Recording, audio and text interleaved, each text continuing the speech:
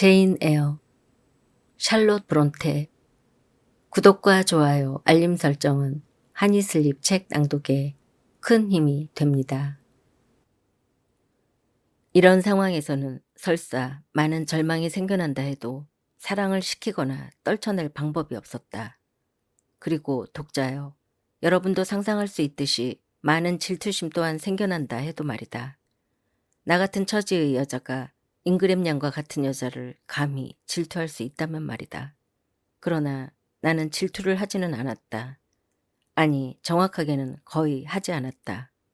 내가 당하고 있는 고통의 본질은 설명될 수 없었다. 잉그램 양은 질투할 가치도 없는 대상이었다. 그녀가 하도 보잘것없는 존재라 그런 감정을 불러일으킬 수조차 없었다. 모순되는 듯한 말을 용서해주기 바란다. 그 말은 진심이다. 그녀는 매우 화려했지만 진실하지 않았다. 그녀는 멋진 외모에 뛰어난 재능을 많이 지니고 있었다. 그러나 그녀의 정신은 빈약했고 가슴은 천성적으로 메말라 있었다.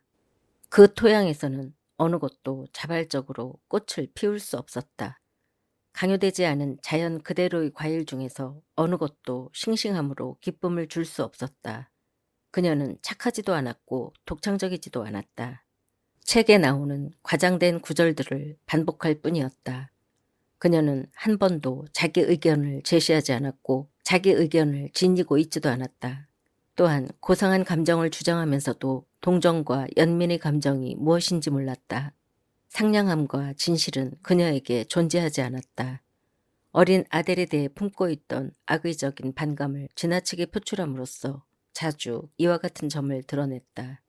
그녀는 혹시라도 아델이 자기에게 다가오면 무례하고 모멸적인 말로 그 애를 밀쳐냈고 때로는 아델에게 방에서 나가도록 명했으며 항상 차갑고 표독스럽게 대했다.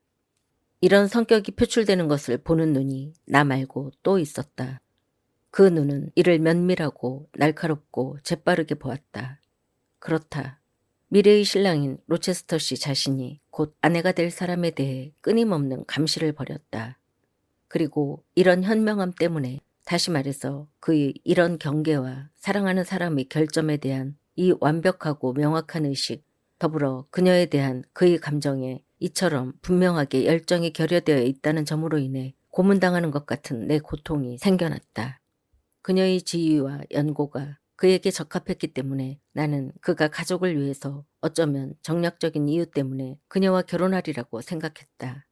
나는 그가 그녀에게 사랑을 주지 않았음을 느꼈고 그녀가 그에게서 그런 보물을 얻을 자격이 안 된다고 느꼈다. 문제는 거기에 있었다. 바로 이런 점 때문에 신경이 쓰이고 괴로웠으며 바로 이런 점 때문에 그에 대한 열정이 유지되고 커져갔다. 그녀는 그의 마음을 사로잡을 수 없었다.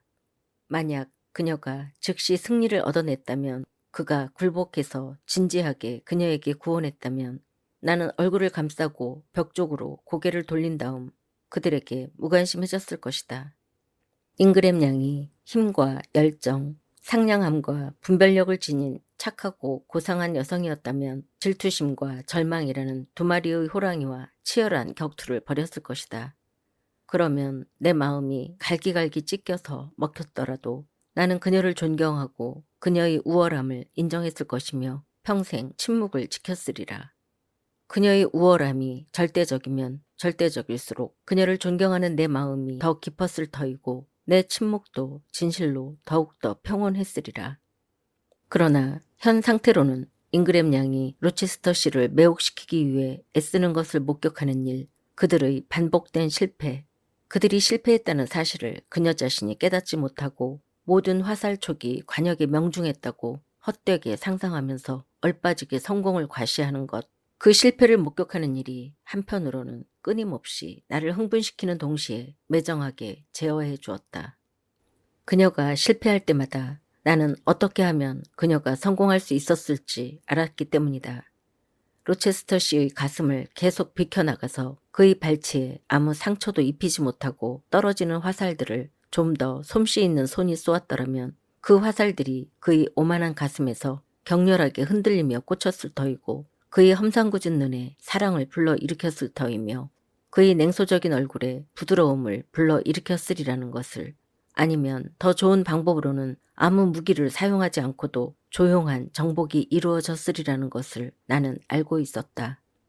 그의 곁에 그렇게 가까이 다가갈 수 있는 특권을 가지고 있으면서도 왜 그녀는 그의 마음을 더 사로잡지 못하는 걸까? 나 자신에게 물었다. 분명히 그녀는 그를 진심으로 좋아할 수 없거나 진짜 애정을 가지고 그를 좋아할 수 없는 거야. 만약 그녀가 그를 진심으로 좋아한다면 그토록 지나치게 자주 억지로 미소를 지을 필요도, 끊임없이 재빨리 시선을 보낼 필요도, 그렇게 우아한 태도와 많은 매력을 지어낼 필요도 없었을 거야. 말을 거의 하지 말고 덜 쳐다보면서 그 옆에 조용히 앉아있기만 해도 그녀가 그의 마음에 더 가까이 다가갈 수 있을 것 같은데, 그녀가 매우 활발하게 그에게 말을 걸며 다가가고 있을 때 그의 얼굴을 굳게 만드는 표정과는 훨씬 다른 표정을 나는 그의 얼굴에서 본 적이 있어. 그러나 그때 그런 표정은 저절로 나왔었지. 그것은 저속한 기술과 계산된 책략에 의해 끌어낼 수 있는 것이 아니었어. 그냥 받아들이기만 하면 되는 일이었는데, 그가 묻는데 가식 없이 대답하고 필요할 때면 꾸밈 없이 그에게 말을 걸면 되었지. 그러면 그런 표정이 커지면서 더 상냥하고 온화해졌고 식물을 자라게 해주는 햇살처럼 상대를 따뜻하게 해주었어. 결혼하고 나면 과연 그녀는 어떻게 그를 기쁘게 해줄 수 있을까? 그녀는 그렇게 할 수 없을 것 같아. 어쩌면 그럴 수 있을지도 모르지. 그의 아내는 이 세상 여자들 중에서 가장 행복한 여자가 되리라고 진심으로 믿어. 나는 이해관계나 연고 때문에 결혼하려는 로체스터씨 계획을 비난하는 말을 아직 한마디도 하지 않았다. 그것이 그의 의도라는 것을 알았을 때 나는 놀랐다. 그가 아내를 고를 때 그렇게 진부한 동기에 의해 좌지우지 될 사람은 아닐 거라고 생각했었다. 그러나 양쪽의 지위와 교육 등을 더 오랫동안 생각해 보면 볼수록 틀림없이 어린 시절부터 주입받은 생각과 원칙에 따라 행동하는 데 대해 로체스터 씨나 잉그램 양을 심판하고 비난하는 일이 더욱더 정당화될 수 없음을 느꼈다. 그들의 계급은 모두 이런 원칙들을 고수했고 나는 그들에게 내가 도저히 가늠할 수 없는 나름대로의 이유가 있을 거라고 생각했다. 내가 신사라면 나는 내가 사랑할 수 있는 그런 아내감하고만 결혼할 것 같았다. 사랑하는 여자와 결혼하면 남편의 행복에도 더 유리할 것이 명백함에도 불구하고 세상 사람들 모두가 그렇게 하지 않는 데에는 분명 내가 모르는 이유가 있을 듯 싶었다. 그렇지 않다면 온 세상이 내가 바라듯 사랑하는 사람과 결혼할 것이 확실했다.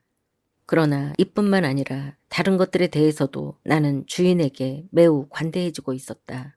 한때는 날카롭게 경계를 늦추지 않았던 그의 모든 결점들을 잊어버리곤 했다. 이전에는 그의 성격을 모든 면에서 따져보려고 했었다. 단점과 장점을 찾아내 양쪽을 저울질하면서 공평하게 판단을 내리기 위해 노력했었다. 그러나 이제는 나쁜 점이 보이질 않았다. 사람을 불쾌하게 만들었던 비꼬는 말투와 한때 나를 놀라게 했던 냉혹함이 이제는 최고급 요리 속의 강렬한 조미료처럼 느껴질 뿐이었다.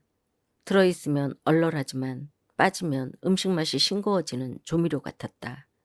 그리고 꼼꼼하게 관찰하는 사람만 알아챌 수 있게끔 이따금씩 열렸다가 누군가가 부분적으로 드러난 그 이상한 깊이를 재기 전에 재빨리 닫혀버리는 애매모호한 무엇인가를, 말하자면 마치 화산처럼 보이는 언덕을 방황하다 갑자기 땅이 흔들리고 갈라지는 광경을 본 듯 나를 두렵게 하고 움츠리게 만들곤 했던 그 무엇인가를, 내가 이따금씩 신경이 마비된 상태는 아니지만 두근거리는 가슴을 안고 가만히 바라보았던 그 무엇인가를, 그것이 불길하거나 슬픈 표정이었을까?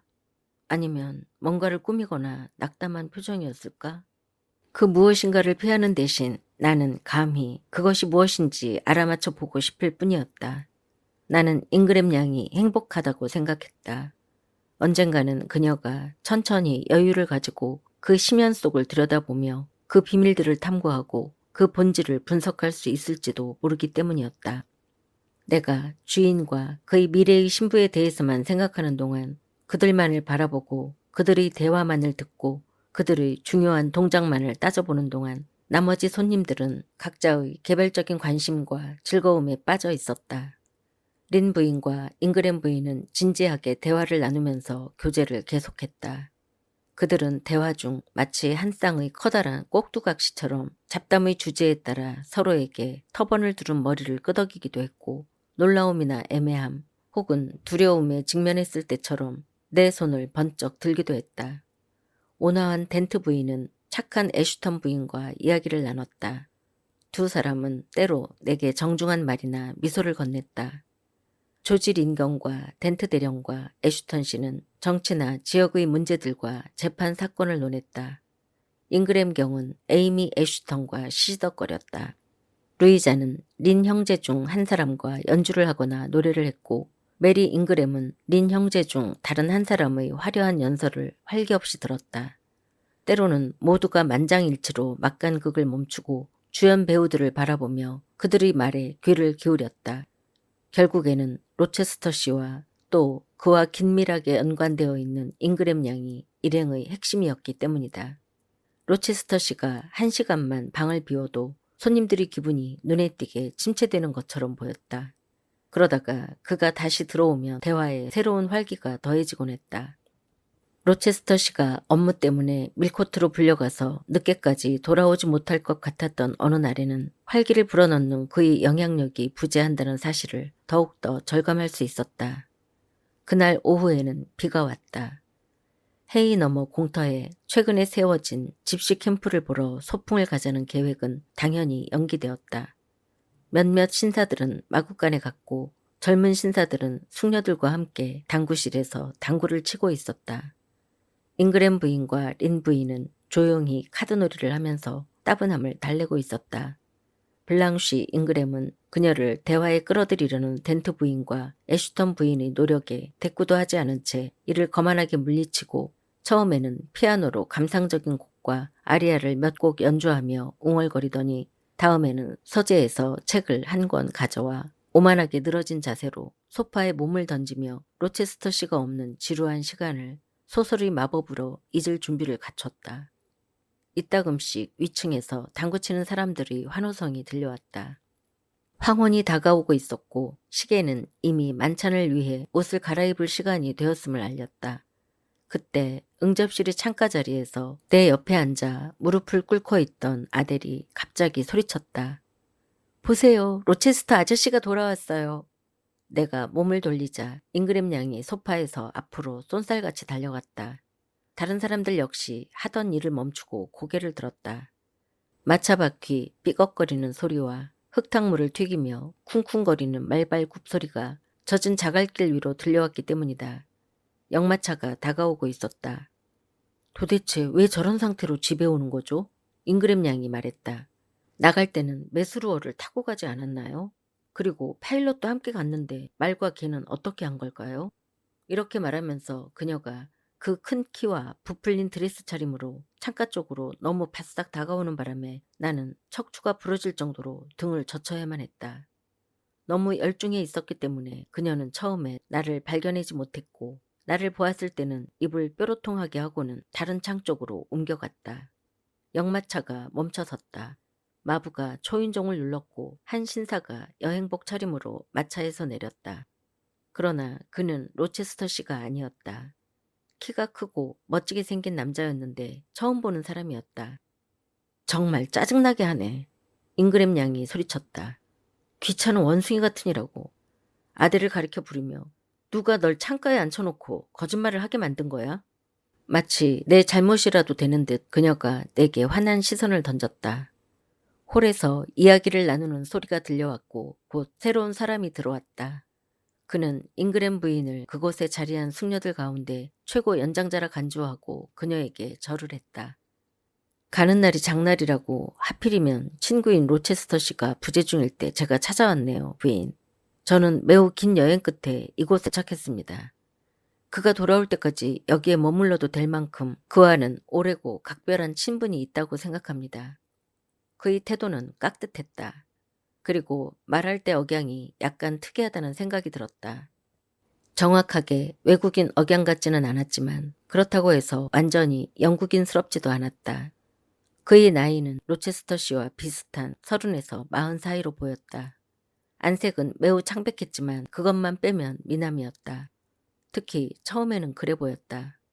더 자세히 들여다보면 그의 얼굴에서 불쾌한 점, 아니 호감이 안 가는 데를 찾아낼 수 있었다.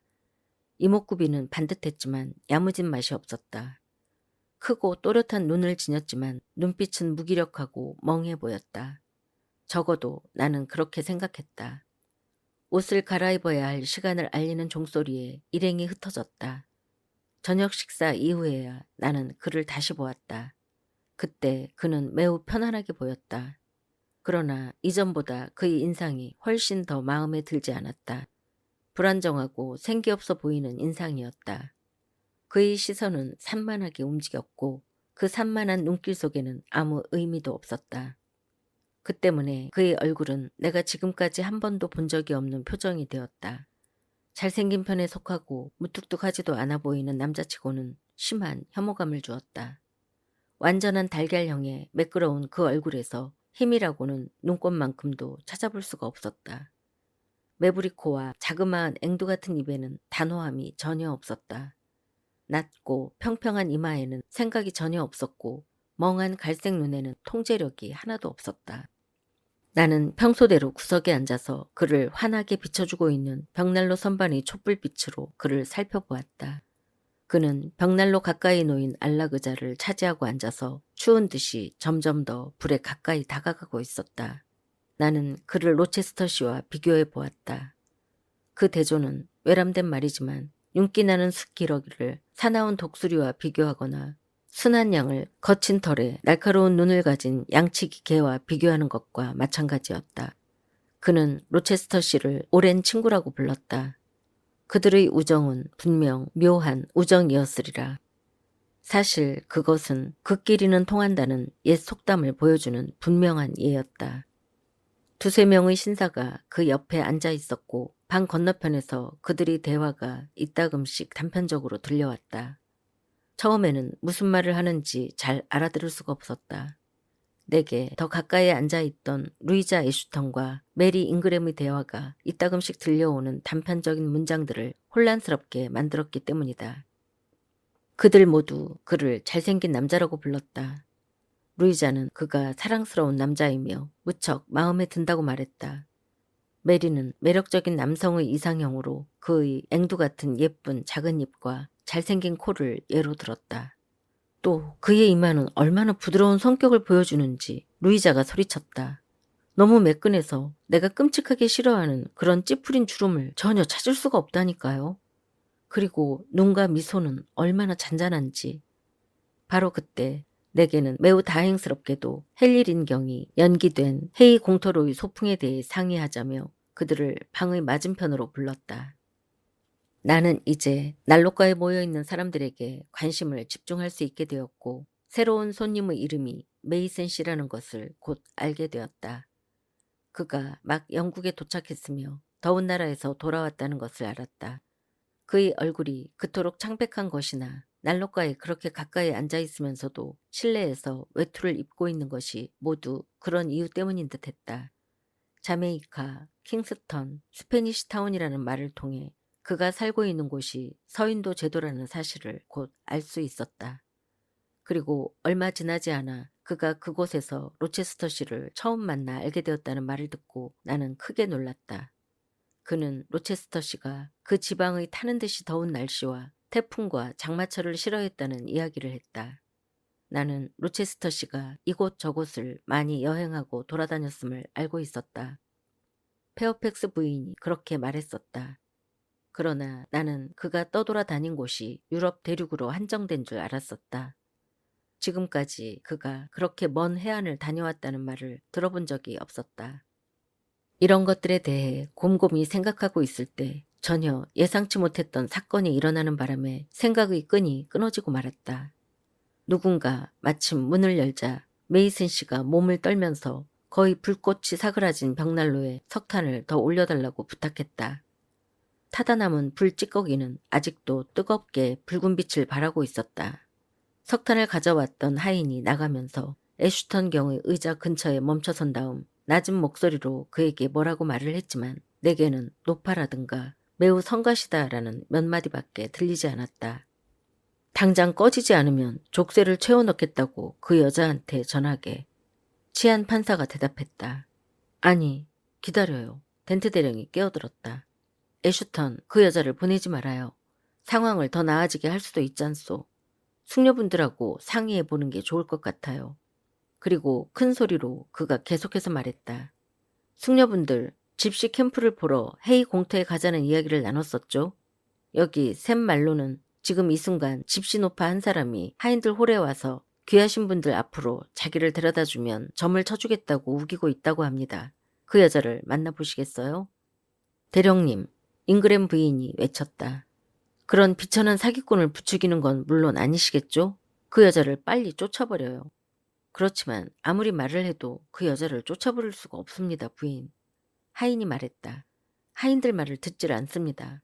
페어팩스 부인이 지금 그 여자에게 나가달라고 간청을 하고 있습니다. 그런데도 그 여자는 난로가에 자리를 잡고서 이곳으로 들어와도 된다는 허락을 받을 때까지 꼼짝도 하지 않겠다고 합니다. 그 여자가 원하는 게 뭐요? 애슈턴 부인이 물었다. 귀하신 분들의 점을 쳐주는 것이랍니다, 부인. 꼭 그렇게 해야 하고 또 그래야겠다고 합니다. 어떻게 생겼어요? 애슈턴 자매가 한 목소리로 물었다. 끔찍하게 못생긴 노파입니다, 아가씨. 거의 숯 검댕처럼 까맣고요. 저런, 진짜 마법사네요. 프레더릭 린이 소리쳤다. 그렇다면 당연히 그 여자를 안으로 들어오게 해야겠군요. 물론이죠. 그의 동생이 맞장구를 쳤다. 이런 재미있는 기회를 놓친다면 정말 애석하죠. 아니 얘들아, 무슨 생각들을 하는 거니? 린 부인이 소리쳤다. 나도 그런 터무니없는 일에는 찬성할 수가 없을 것 같네요. 잉그램 부인이 맞장구를 쳤다. 그렇죠, 어머니. 그렇지만 찬성해 주실 수 있잖아요. 그렇게 해주세요. 블랑슈가 피아노 의자 위에서 몸을 돌리며 오만한 목소리로 말했다. 거기서 그녀는 지금까지 아무 말 없이 이런저런 악보를 뒤적거리는 것처럼 보였었다. 제 운명을 어떻게 점칠지 궁금해요. 그러니까 샘, 그 노파를 들여보내요. 사랑하는 블랑쉬, 생각해보렴. 그래요. 어머니가 뭐라고 하실지 다 알아요. 그래도 저는 제 뜻대로 할래요. 빨리, 샘. 네, 그래요. 젊은 신사숙녀들이 모두 소리쳤다. 노파를 불러요. 정말 재미있을 거예요. 하인은 아직도 꾸물거렸다. 노파가 굉장히 거칠어 보여서요. 그가 말했다. 어서요. 잉그램 양이 소리치자 하인이 나갔다. 일행 전체가 즉시 흥분에 사로잡혔다. 샘이 돌아왔을 때는 손님들이 서로 야유와 농담을 한창 주고받고 있었다. 노파가 이제는 안 오겠답니다. 샘이 말했다. 이건 노파의 말입니다. 속된 무리 앞에 모습을 드러내는 것은 자기가 할 일이 아니라고 합니다. 노파를 혼자 방에 데려다 놓을 테니 점을 치고 싶으신 분은 한 분씩 오셔야 할 것 같습니다. 그것 봐라, 여왕 같은 내 딸 블랑쉬. 잉그램 부인이 말하기 시작했다. 노파가 조금씩 기어들어오잖니. 말 들어라, 내 천사 같은 딸. 그리고 당연히 그 여자를 서재로 안내해야죠. 천사 같은 딸이 끼어들었다. 속된 무리 앞에서 점을 치는 것도 제가 할 일이 아니죠. 저도 노파를 혼자서만 만나고 싶어요. 서재에 불이 지펴져 있어요? 네, 아가씨. 그렇지만 그 노파는 진짜 집시처럼 보입니다. 그런 수다는 그만둬요, 바보. 시키는 일이나 해요. 다시 샘이 사라졌다. 의혹과 활기와 기대가 다시 한번 한껏 부풀어 올랐다. 이제 준비되었습니다. 하인이 다시 나타나서 말했다. 어느 숙녀분이 제일 먼저 들어올지 알고 싶답니다. 숙녀들이 가보기 전에 내가 먼저 가서 그 노파를 살펴보고 오는 게 좋을 것 같군요. 덴트 대령이 말했다. 그 여자에게 신사 한 분이 갈 거라고 알리기에 샘. 샘이 갔다가 돌아왔다. 신사분들은 절대 사절이라고 합니다. 신사분들은 번거롭게 자기 근처에 올 필요가 없답니다. 또한 그가 킥킥거리는 웃음을 참으며 힘겹게 덧붙였다. 젊은 미혼 숙녀분들 말고는 기혼 숙녀분들도 오실 필요가 없답니다. 빌어먹을 퍽도 고상한 노파로군. 헨리린이 소리쳤다. 잉그램 양이 엄숙하게 일어섰다. 제가 먼저 갈게요. 부하의 선두에서 성벽 틈새를 기어오르는 결사대의 대장에게나 어울릴 법한 어조로 그녀가 말했다. 오, 사랑스럽고도 소중한 내 딸아. 잠깐만 멈추고 생각해보렴. 블랑쉬의 어머니가 소리쳤다. 그러나 블랑쉬는 당당하게 침묵을 지키며 어머니 옆을 휙 지나 덴트 대령이 열어주는 문을 지나갔다. 그녀가 서재로 들어가는 소리가 들려왔다. 한참 동안 침묵이 이어졌다.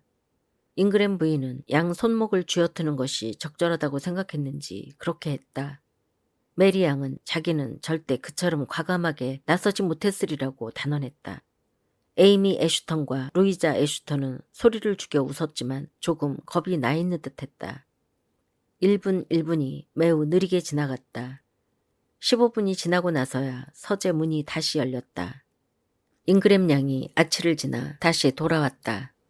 그녀가 웃음을 터뜨릴까? 그녀가 그것을 농담으로 받아들일까? 모두가 간절하게 궁금한 눈빛으로 그녀를 쳐다보았다. 그녀는 그 모든 시선을 깡그리 무시하는 차가운 눈빛으로 대했다.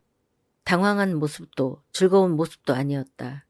그녀는 뻣뻣하게 자기 자리로 걸어가서 조용히 자리에 앉았다. 자, 블랑쉬? 잉그램 경이 말했다. 그 여자가 뭐래요, 언니? 메리가 물었다. 어때요? 어떤 기분이었어요? 그 여자가 진짜 점쟁이가 맞아요? 애슈턴 자매가 물었다. 자, 여러분. 잉그램 양이 대답했다. 절 너무 채근하지 마세요. 궁금한 것도 많고 믿기도 잘하는 여러분의 두뇌 기관은 정말 쉽게 자극도 되는군요. 어머니를 포함해서 여러분 모두가 이 일을 중요하게 여기는 걸로 봐서는 이 집안에 악마와 결탁한 진짜 마녀가 와 있다고 정말로 믿고 계시는 것 같네요. 제가 만나본 사람은 집시 방랑자로 진부하게 손금을 보면서 그런 사람들이 흔히 하는 말을 해주었어요. 제 일시적인 호기심은 충족되었어요. 이제는 애슈턴 씨가 경고한 대로 내일 아침 그 마녀에게 족쇄를 채우는 게 좋을 것 같아요. 잉그램 양은 책을 한 권 집어들고 의자에 몸을 기댄 다음 더 이상의 대화를 거부했다. 나는 그녀를 거의 반 시간 동안 관찰했다. 그 시간 동안 내내 그녀는 책을 한 장도 넘기지 않았다. 그녀의 얼굴은 순간순간 더 어두워지고 더 불만스러워졌으며 더 시무룩하게 실망감을 표현했다. 자기에게 유리한 말을 한마디도 듣지 못한 것이 분명했다. 그리고 겉으로는 관심이 없다고 분명히 말했음에도 불구하고 오랫동안 침울하게 침묵을 지키는 것을 보면 무슨 이야기를 들었건 그녀 자신이 그 점에 엄청난 중요성을 부여하고 있는 듯했다. 그동안 메리 잉그램과 에이미와 루이자 애슈턴은 혼자서는 갈 엄두가 나지 않지만 그래도 모두 가고 싶다고 말했다. 대사인 샘의 중개를 통해 협상이 개시되었다. 샘이 여러 번 왔다 갔다 하느라 장단지가 뻐근하게 아파오기 시작하고 나서야 비로소 준엄한 마녀로부터 세 사람이 한꺼번에 와도 좋다는 허락을 간신히 받아냈다. 그들의 방문은 잉그램 양의 경우처럼 그렇게 조용하지가 않았다. 서재에서 흥분하여 킥킥대며 웃는 소리와 작은 비명소리가 이어져 나왔다. 20분 정도가 지난 후 그들이 반쯤 겁에 질려서 제정신이 아닌 듯 방문을 벌컥 열고 홀을 가로질러 뛰어왔다. 틀림없이 저 노파는 보통 사람이 아니에요. 그들이 하나같이 소리쳤다. 그런 것들을 다 맞추다니. 우리에 대해 다 알고 있어요. 그들은 신사들이 서둘러 가져다 준 의자에 숨가쁘게 털썩 주저앉았다. 더 자세히 설명을 해달라는 요구를 받자 그들은 어렸을 적의 한 말과 행동들을 노파가 알아맞혔고 집의 내실에 두었던 책과 장식품들, 여러 친척들로부터 선사받은 기념품들을 자세하게 꿰고 있더라고 털어놓았다. 그들은 노파가 자신들의 생각을 알아맞혔고 각자가 세상에서 제일 좋아하는 사람의 이름을 귀에 속삭여 주었으며 자신들의 소망을 알아맞혔다고 전했다. 여기서 신사들은 마지막으로 거론된 이 두 가지 사항에 대해 좀 더 분명히 알고 싶어 했지만 그들의 끈덕진 재촉에 대해 숙녀들은 얼굴을 붉히고 소리를 지르고 몸을 떨고 킥킥대며 웃기만 했다. 그동안 나이 지긋한 부인들은 각성제 약병을 가져다주고 부채질을 해주었다. 그들은 자신들이 경고를 받아들이지 않아서 이런 일이 벌어졌다고 걱정하는 말을 되풀이했다. 나이든 신사들은 웃었고 젊은 신사들은 흥분한 숙녀들에게 도움을 주고자 법석을 떨었다. 이런 야단법석 가운데 눈과 귀가 온통 내 앞에 펼쳐진 광경에 쏠려 있을 때 가까이서 기침하는 소리가 들려왔다. 몸을 돌려보니 샘이었다. 괜찮으시다면 선생님, 집시가 이 방에 아직 자기를 보러 오지 않은 젊은 미혼 여성이 한 분 있다면서 전부 만나보기 전에는 가지 않겠다고 우깁니다. 틀림없이 선생님을 가리키는 것 같습니다. 다른 사람은 없습니다. 노파에게 뭐라고 할까요? 아, 꼭 가볼게요. 내가 대답했다. 나는 잔뜩 부풀려진 궁금증을 풀 수 있는 예상치 못한 기회가 온 것이 기뻤다. 나는 어느 누구의 눈에도 띄지 않은 채 방에서 빠져나왔다. 일행이 전부 방금 전에 돌아와 떨고 있는 새 숙녀 주변에 모여 있었기 때문이다.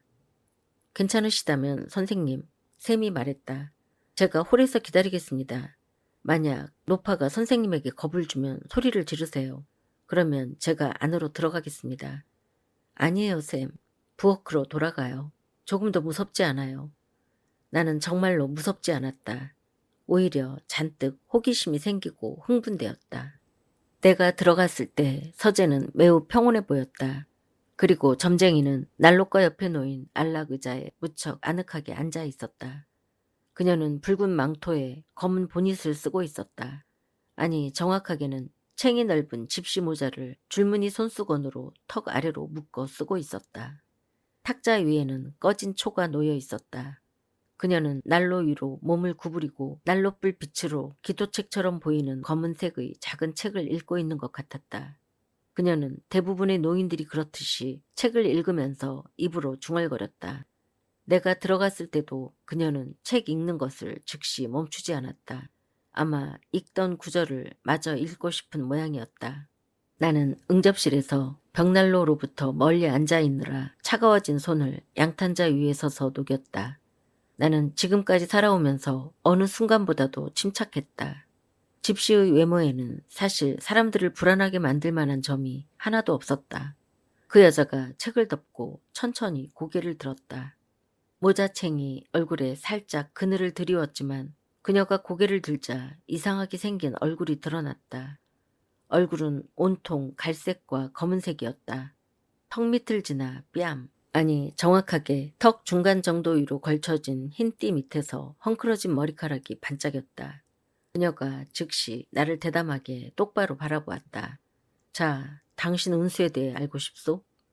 시선만큼이나 단호하고 얼굴만큼이나 거친 목소리로 그녀가 물었다. 저는 그런 건 상관없어요, 할머니. 좋으실 대로 점쳐주세요.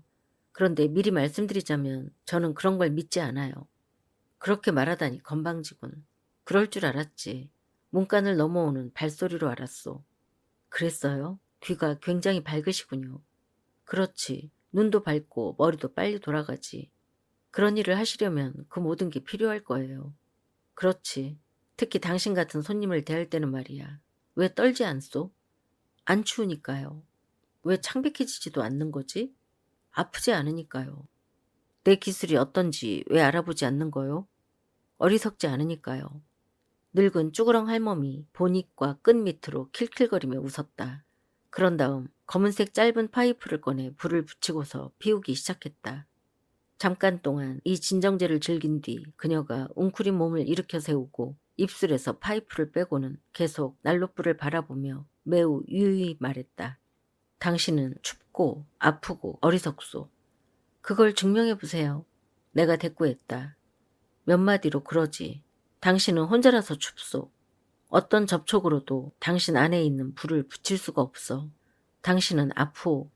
사람에게 주어진 최상의 감정과 최고의 감정, 그리고 가장 달콤한 감정이 당신을 멀리하기 때문이지. 당신은 어리석소. 아무리 고통스럽다 해도 당신은 절대 그 감정에게 다가오라고 손짓하지 않을 것이고, 또한 당신을 기다리고 있는 곳으로 그것을 맞으러 한 발자국도 움직이려 하지 않기 때문이요. 그녀가 다시 검은색의 짧은 파이프를 물고 힘차게 뻐근거리며 담배를 피웠다. 큰 저택에서 외롭게 고용인으로 사는 대부분의 사람들에게 그런 말을 해줄 수 있겠죠. 거의 모든 사람들한테 그렇게 말해줄 수 있겠지. 그런데 그들에게 그 말이 들어맞을까? 제 상황에서는요. 그래, 맞아. 당신의 경우라면 그렇지. 그렇지만 꼭 당신 같은 입장에 놓인 사람이 있다면 한번 찾아와 봐요. 수천 명이라도 쉽게 찾아줄 수 있어요. 한 사람 찾기도 힘들 거요. 아는지 모르겠지만 당신은 특이한 입장이요. 행복이 아주 가까이 있어. 거의 손에 닿을 만한 거리에 말이야. 재료는 전부 준비되어 있어. 그것들을 결합시킬 동작 하나만 없을 뿐이지. 그 재료들은 운명의 여신이 흩어놓았소. 그것들을 일단 결합시키기만 하면 행복이 생길 것이오. 저는 수수께끼를 이해 못해요. 살아오는 동안 한 번도 수수께끼를 풀지 못했어요. 내가 좀 더 쉽게 말해주기를 바란다면 당신 손바닥을 보여주시오. 그리고 저는 은화를 손바닥에 올려두어야 하는 거죠? 물론이지. 나는 그녀에게 1실링을 주었다. 노파는 호주머니에서 꺼낸 낡은 긴 양말 밑바닥에 돈을 집어넣고 돌려 묶은 다음 그것을 다시 호주머니에 넣고 내게 손을 내밀라고 시켰다. 노파는 얼굴을 내 손바닥 위로 가까이 대고 손바닥을 전혀 만지지 않은 채 자세히 들여다보았다. 선이 너무 가늘군. 노파가 말했다. 그런 손에서는 아무것도 읽어낼 수가 없어. 선이 거의 없어. 게다가 손바닥에 뭐가 있겠소.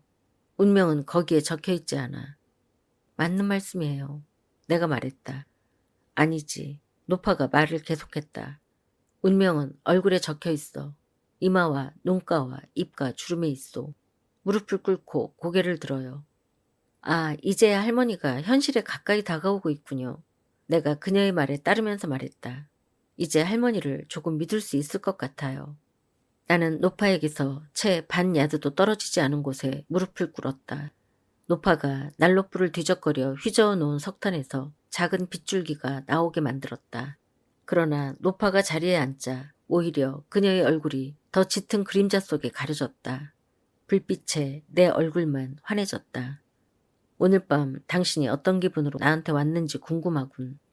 노파가 잠깐 동안 나를 자세히 살펴보고 나서 물었다. 환등기 속의 형상처럼 당신 앞에서 스쳐 지나가는 멋진 사람들과 함께 저 방에 앉아있을 때 당신의 마음속이 어떤 생각으로 분주했는지 궁금하군. 그들이 사실 인간의 형상을 한 그림자일 뿐 진짜 실체가 아니듯 당신은 그들과의 사이에서 조금의 교감도 서로 주고받지 못했으니 말이오. 자주 지겹고 가끔 졸리긴 했지만 슬픈 때는 거의 없어요.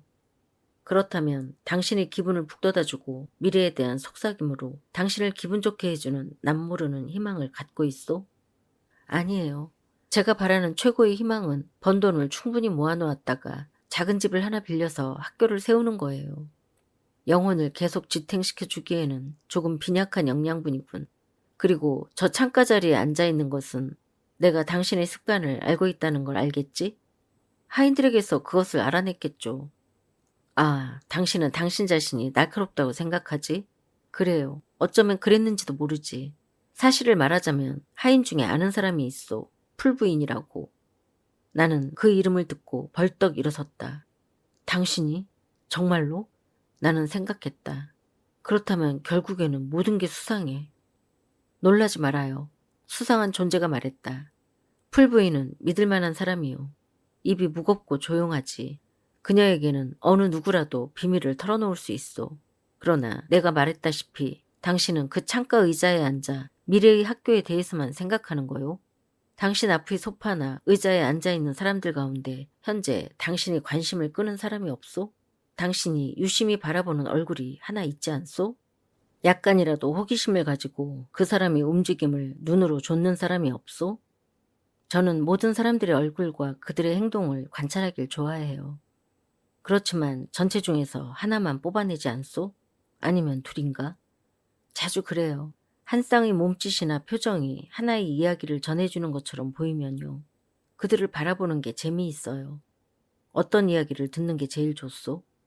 아, 저한테는 선택의 여지가 많지 않아요. 대개 같은 주제인 구애에 따라 이어지고 같은 대단원인 결혼으로 끝날 것을 예고하죠. 그러면 그 단조로운 주제를 좋아하는 거요? 절대 그런 데 신경 안 써요. 저한테는 아무 의미가 없으니까요. 처녀라고? 젊고 활기와 건강으로 가득하고 아름답고 매력적이며 지위와 재산이라는 행운을 부여받은 숙녀가 한 신사의 면전에 앉아서 미소를 짓고 있어. 당신의, 저의? 당신이 알고 있고 어쩌면 좋아하는 사람의. 저는 여기 있는 신사들을 몰라요. 그들 중에서 저와 한마디라도 말을 주고받은 사람이 거의 없으니까요. 좋다는 생각이 드는 분들로 말하자면 몇 분은 풍채가 좋고 당당한 중년 신사이고 몇 분은 젊고 씩씩하고 잘생기고 활기찬 신사예요. 그러나 좋아하는 사람의 미소를 받는 것은 신사분들 자유죠. 그분들이 그렇게 미소를 주고받건 말건 그것을 중요한 일로 간주하고 싶은 마음은 추호도 없어요. 여기 있는 신사들을 모른다고? 어떤 신사하고도 한마디도 나눠보지 않았다고? 이 집 주인하고도 그렇다고 말할 작정이요? 그분은 집에 안 계세요. 의미심장한 말이군. 아주 교묘한 핑계야. 그는 오늘 아침 밀코트에 가서 오늘 밤이나 내일 아침에 돌아올 텐데 그런 상황 때문에 그를 당신의 친분 리스트에서 제외시킨다는 건가? 말하자면 그를 지워서 없애버리는 거요? 아니요. 할머니가 끌어들인 주제와 로체스터 씨가 무슨 상관이 있는지 잘 모르겠군요. 신사들 앞에서 미소를 짓는 숙녀들에 대해 이야기하는 거요. 요즘 로체스터 씨의 눈 속으로 너무나 많은 미소가 던져지는 바람에 넘치도록 가득 채워진 잔처럼 두 눈이 흘러넘치고 있지. 그걸 못 봤소? 로체스터 씨에게는 손님들과 교제를 즐길 권리가 있어요. 그의 권리에 대해서는 의문의 여지가 없지. 그러나 결혼에 대해 이 집에서 떠도는 소문들 중 로체스터 씨의 결혼 얘기가 가장 활발하게 끊임없이 떠돌고 있지 않소? 듣는 사람이 열심히 들어주면 말하는 사람의 혀가 빨라지는 법이죠. 나는 집시에게라기보다 오히려 나 자신에게 이 말을 했다. 노파의 이상한 이야기와 목소리, 태도 때문에 나는 이때쯤 꿈같은 상태에 빠져 있었다. 그녀의 입술에서 예기치 못했던 말들이 계속 흘러나와 나는 마침내 신비스러운 거미줄 속에 걸려들어 버렸다. 어떤 보이지 않는 요정이 몇 주 동안 내 심장 옆에 앉아서 그것이 어떻게 작동하는지 바라보고 심장의 고동을 일일이 기록한 것은 아니었나 하는 생각이 들었다. 듣는 사람이 열심히 들어주는 것이라. 노파가 되풀이했다. 맞아. 로체스터 씨는 몇 시간씩 앉아서 말하는 걸 무척이나 좋아하는 매력적인 입술에 귀를 기울였지. 로체스터 씨는 그 이야기를 즐겁게 들으려 했고 자기에게 주어진 즐거움에 무척 고마워하는 것처럼 보였소. 이걸 눈치챘었소?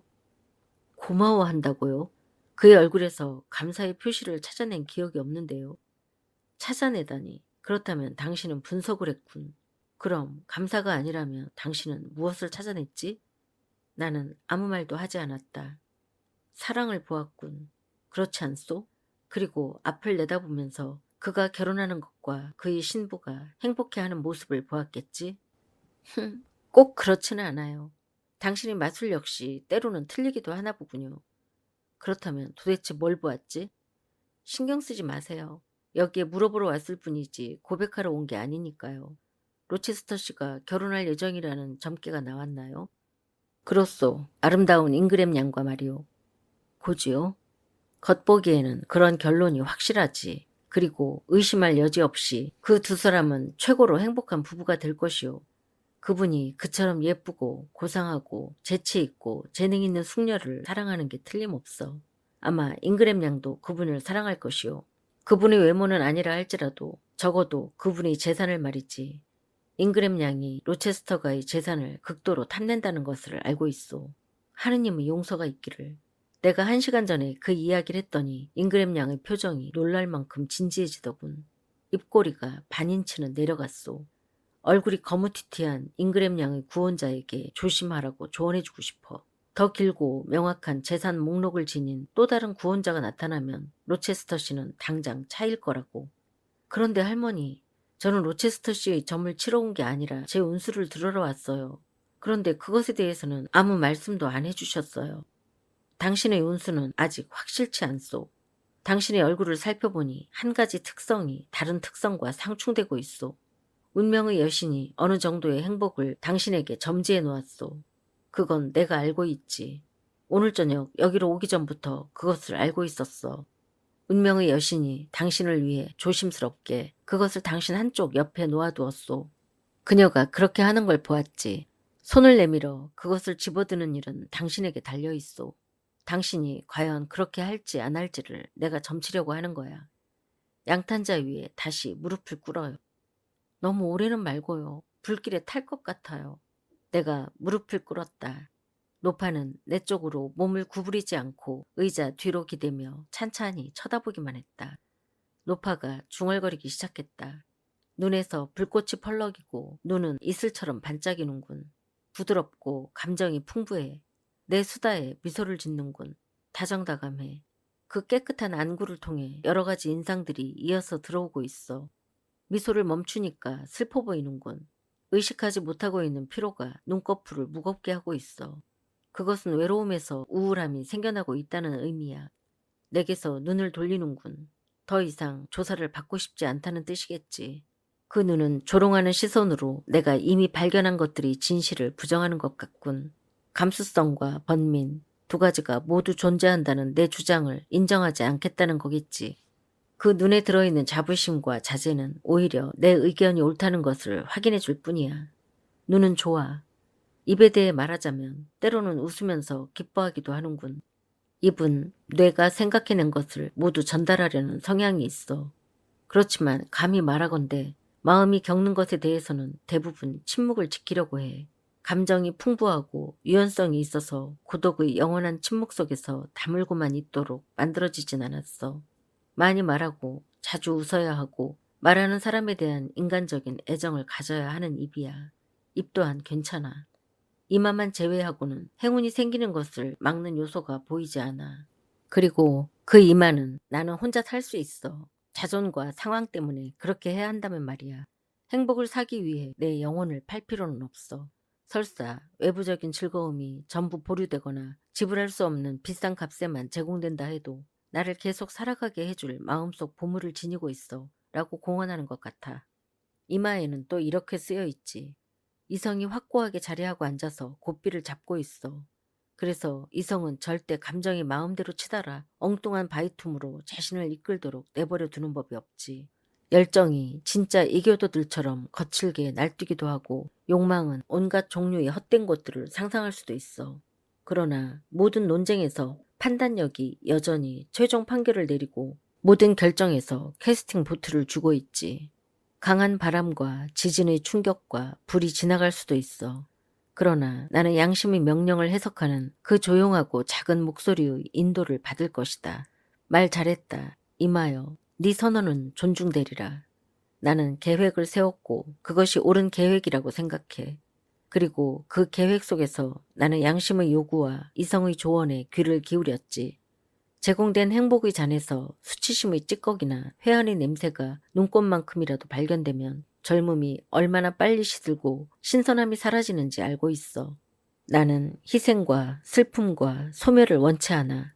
그런 것은 내 취향이 아니야. 말려서 죽이는 것이 아니라 자라게 하고 싶어. 피눈물을 짜내는 것이 아니라, 아니 그냥 눈물이라도 흘리게 하는 것이 아니라 감사의 마음을 얻고 싶어. 내가 얻는 수확은 반드시 미소와 사랑스러움과 달콤함 속에서 이루어져야 해. 그거면 돼. 내가 일종의 격렬한 황홀경 속에서 날뛰고 있는 것 같군. 이제는 이 순간을 영원히 연장시키고 싶은 게 당연한데 감히 그럴 수가 없어. 지금까지는 나 자신을 잘 다스려왔어. 마음속으로 다짐했던 대로 행동해왔어. 그러나 그 이상은 내가 견딜 수 없을 정도로 괴로울 것 같아. 일어나요, 에어양. 나가봐요. 연극은 끝났소. 내가 어디에 있었던가? 깨어 있었던가? 아니면 잠이 들었던가? 꿈을 꾸고 있었던가? 지금도 내가 꿈을 꾸고 있는 것일까? 노파의 목소리가 바뀌었다. 노파의 억양과 몸짓, 모든 것이 거울 속의 내 얼굴처럼 내 자신이 하는 말처럼 친숙했다. 나는 일어섰지만 나가지 않았다. 나는 노파를 바라보았다. 불을 휘저은 다음 다시 쳐다보았다. 그러나 그녀는 모자와 끈을 얼굴 쪽으로 더 바싹 끌어당기며 다시 내게 나가라고 손짓했다. 불꽃이 그녀가 내민 손을 환하게 비추었다. 이제는 정신이 멀쩡해졌을 뿐만 아니라 뭔가를 찾아내려고 눈에 불을 켜고 있었기 때문에 나는 즉시 그 손을 알아보았다. 그것은 내 손과 마찬가지로 노인의 시든 손이 아니었다. 손가락이 균형감 있고 매끈하게 생긴 통통하고 유연한 손이었다. 새끼손가락에서 두꺼운 반지가 반짝거렸다. 나는 앞으로 몸을 구부려서 전에 100번도 더 본 그 보석을 바라보았다. 다시 노파의 얼굴을 쳐다보았다. 그 형체는 더 이상 내게서 얼굴을 돌리지 않았다. 그와는 반대로 모자를 벗고 끈을 떼어내고 이마를 드러냈다. 자, 제인, 나를 알아보겠소? 친숙한 목소리가 물었다. 붉은 망토만 좀 벗어보세요. 그런데 끈이 묶여 있어. 날 도와주시오. 자르세요. 자, 그럼 가거라. 너 빌려 입은 옷아. 그리고 로체스터 씨는 변장에서 벗어났다. 세상에, 정말 기발한 생각이군요. 그래도 잘해내지 않았소? 그렇게 생각하지 않소? 숙녀분들한테는 틀림없이 잘해낸 것 같네요. 그런데 당신한테는 아니란 말이오? 저한테는 당신이 집시 역을 연기하지 않았어요. 그럼 내가 어떤 역을 했소? 나 자신처럼 행동했소? 아니요. 설명할 수 없는 역이었어요. 간단히 말하자면 당신이 절 끌어내려고 아니면 끌어들이려고 애썼다고 생각해요. 제가 말도 안 되는 소리를 하도록 말도 안 되는 소리를 하면서요. 이건 전혀 공평하지 못해요. 날 용서해 주겠어, 제인? 전부 다시 생각해보고 난 뒤에 말씀드릴 수 있을 것 같아요. 돌이켜보고 나서 제가 크게 어리석은 짓을 하지 않았다고 여겨지면 당신을 용서하도록 노력할게요. 그러나 옳은 일은 아니었어요. 아, 당신은 매우 정확했소. 매우 신중하고 분별이 있었소. 돌이켜보자 대체적으로 그랬다는 생각이 들었다. 마음이 놓였다. 그러나 사실 나는 면담이 시작될 무렵부터 거의 경계를 늦추지 않았었다. 가장 무도회 같은 것이 아닌가 의심했다. 나는 집시와 점쟁이라면 겉으로 노파같이 보이는 이 여자처럼 말을 하지 않는다는 것을 알고 있었다. 게다가 나는 노파의 꾸며낸 목소리나 그녀가 얼굴을 감추려고 애쓴다는 것을 알아차렸다. 그러나 노파를 주시하면서 마음속으로는 혹시 그레이스풀이 아닐까? 살아있는 수수께끼이자 미스터리 중의 미스터리인 그녀가 아닐까 추리를 계속하고 있었다. 로체스터 씨라고는 꿈에도 생각하지 못했다. 자, 그가 말했다. 무엇을 그렇게 골똘하게 생각하고 있소? 그 심각한 미소는 무슨 의미요? 놀라움과 자축의 미소예요. 이제 물러가도 되는 거죠? 아니, 잠깐만 더 있어요. 저기 응접실에서 사람들이 뭘 하고 있는지 알려줘요. 아마 집시에 대해 논하고 있을 거예요. 앉아요. 그들이 나에 대해 뭐라고 했는지 들려줘요. 다음 편에 계속됩니다.